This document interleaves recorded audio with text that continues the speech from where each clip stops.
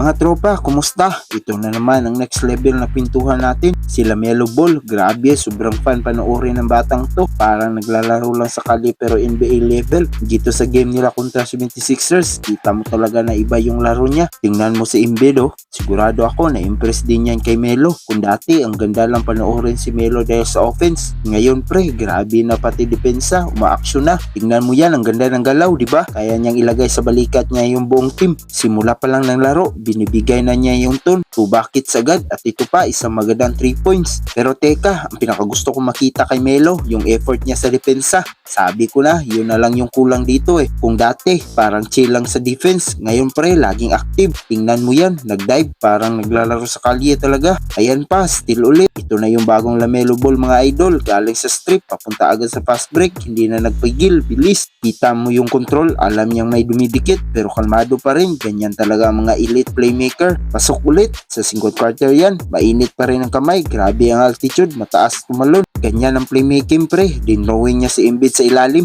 tapos kick out kay Bridges, easy 2 points, hindi lang siya scorer, treat din siya sa pagpasa. Ito na naman yung sinasabi ko, nagdive para sa loose ball, hindi niya hinayaan pre, sinasalamin niya yung will to win, tapos pag-ahon, ready na ulit sa next play. Wait, hold up, tignan mo to, sinisave niya yung defense ang rebound, tapos halfway alley-oop, grabe ang ganda ng forma ng pasang yan, parang may mata sa likod. Sige, papunta na tayo sa clutch time. Less than 2 minutes na lang. Tignan mo yung tapang niya. Tinirahan niya si Maxi. Kumalma tapos pumasok. Ang ganda ng shot selection. Pero syempre, hindi perfecto. Ito yung last shot niya kaso sumablay. Sa totoo lang, siguro ito lang yung better na sana ginawa niya. Yung ipas o di kaya better shot selection. Pero kahit pa paano, yun ang will niya. Pero all in all pre, solid ang laro ni LaMelo Ball.